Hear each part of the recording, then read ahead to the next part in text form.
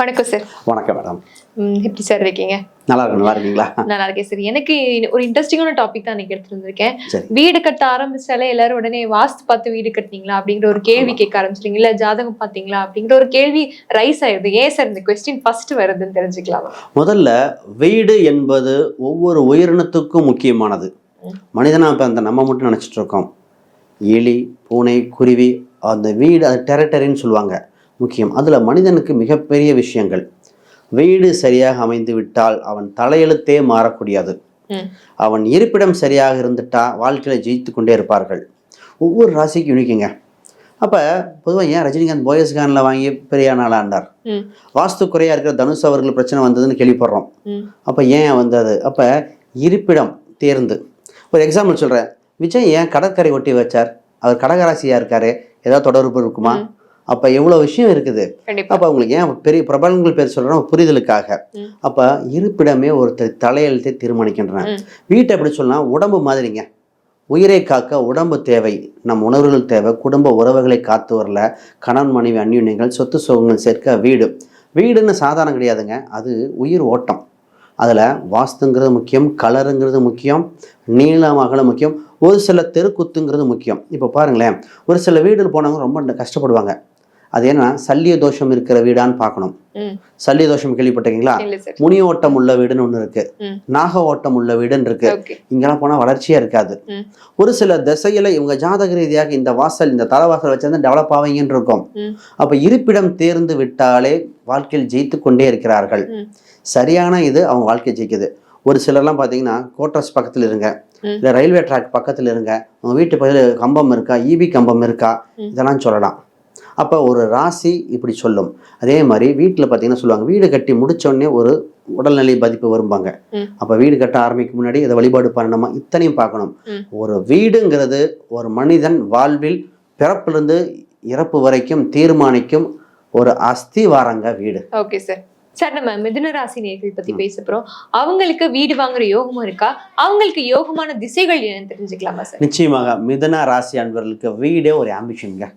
இந்த ராசியை 4ஆம் அதிபதியாக புதனா வர ஒரே நேரத்தில் 2 வீடு கட்டணும். இவங்களுக்கெல்லாம் வீடுங்கிறது ஒரு கனவா இருக்கும். எப்படின்னா, தோட்டத்துக்குள் வீடு கட்டணும், வீடு முன்னாடி பெரியதா இருக்கணும். ஆனால் இவங்களுக்கு வீடு பார்த்தீங்கன்னா ஒரு கார்னர் சைட் அமைய வாய்ப்பு உண்டு. வீட்டிலே தோட்டமாக அமைக்க லாங் ஸ்பேஸ், காத்தோட்டம் இருக்கிற மாதிரி, 4 கார் நிற்கிற மாதிரி இந்த மாதிரி இருக்கும். ஒரு சிலருக்கு பார்த்தீங்கன்னா அந்த சந்துக்குள்ளே டேர்ன் பண்ணி அமையிற மாதிரி இருக்கு, கார்னர் சைட் அமையும். இவங்க வீட்டில் பெட் அனிமல்ஸ் வளர்க்குறதுக்கு ஆப்ஷன் கொடுத்து தாங்க கட்டணும்.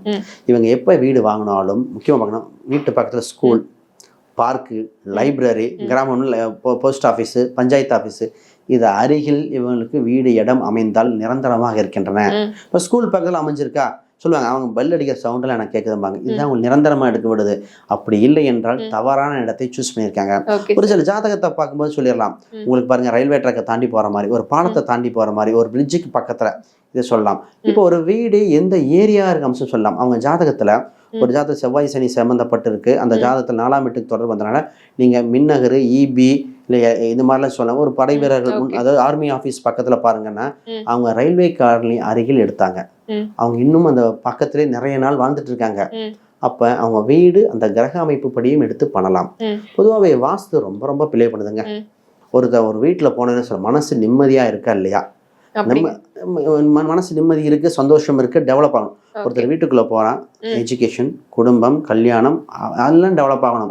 ஒரு சில வீட்டுக்கு போன உடனே ஹார்ட் ப்ராப்ளம் பாங்க, பொருளாதாரம் டெவலப் இதாயிருச்சு, பிஸ்னஸ் லாஸ் ஆயிடுச்சு, அப்ப அங்கே ஏதோ பிரச்சனை இருக்கு. அப்ப ஃப்ளாட் நம்பர் வரைக்கும் இன்னைக்கு பார்க்கக்கூடிய ஆப்ஷன் நமக்கு தமிழ்நாட்டில் இருக்கு. அப்போ ஃப்ளாட் வாங்கலாம், தசை பார்க்கலாம், தெருக்குத்து வீடு அமையுமா, இதெல்லாம் பார்த்து பண்ணால் வளர்ச்சி நம்ம பக்கம் இருந்து கொண்டே இருக்கும். Okay sir. இப்போ சில பேர் இருக்கும், இல்லை நான் வாடகை வீட்டுல தானே இருக்கேன், எனக்கு எதுக்கு திசை பார்க்கணும் அப்படின்லாம் இருக்குல்ல, வாஸ்து பார்க்கணும்னு சொல்லுவாங்க, அவங்களுக்குலாம் என்ன சார்? அப்படி சொல்ல முடியாது. வாடகை வீட்டிலும் வாஸ்து பார்க்கக்கூடிய அம்சம் உண்டு. நம்மகிட்ட இப்போ வாடகை வீட்டில் இவங்க தான் வசிக்கிறாங்க, அதோட வைப்ரேஷன் இருக்கு. ஒரு வாஸ்து குறையுள்ள வீட்டில் போய் மன கஷ்டம் பாதித்தவர் பல பேர் அங்கே போயிட்டு சொல்லுவாங்க, சார் நான் வாடகை இருக்க வீடு நல்லா இருக்கு, அந்த வீடு சொந்த வீடா கிடைக்குமா, இதை கேட்கறதும் இருக்காங்க. அப்ப வீடே ஒருத்தனோட வாழ்வில் ஆதாரத்தை தீர்மானம் செய்கிறது. இப்ப வீடு வாடகை வீடு சொந்த வீடுல வாசல் கதவு முக்கியம், பொசிஷன் ஆஃப் இது முக்கியம். இப்ப கன்னி மூலையில போய் டாய்லெட் போட்டா நல்லா இருக்குமா, அப்ப அங்கேயும் பார்க்கணும். வாஸ்துங்கிறது உயிரோட்டம் போன்றது, அது மிகப்பெரிய எனர்ஜி, ரொம்ப கவனமாக பார்க்கணும். Okay sir. அப்போ இவங்களுக்கு அதிர்ஷ்டமான திசை என்ன சார்? நிச்சயமாக இந்த ராசிக்கு அதிர்ஷ்டமான திசையாக நம்ம அதிகமாக சொல்கிறது பார்த்திங்கன்னா மேற்கு திசை. பொதுவாக மேற்கு எடுக்க மாட்டோம், மேற்கு திசை ரொம்ப நல்லா இருக்கு. அடுத்ததாக தெற்கு. அப்போ தெற்கு தென்மேற்கு திசையில் ஏதோ ஒரு அம்சம், அப்போ அட்லீஸ்ட் தெற்கு பக்கம் என்ட்ரன்ஸாக கொடுத்துட்றோம். அந்த மாதிரி கொடுத்து இதோட 4ஆம் அதிபதியோட வலுவும் பார்த்து 2டையும் காம்பினேஷனில் எடுத்துட்டா வெற்றி இவங்க வந்து கொண்டே இருக்கும். கண்டிப்பாக சார், கண்டிப்பாக. நன்றி சார். தேங்க்யூ.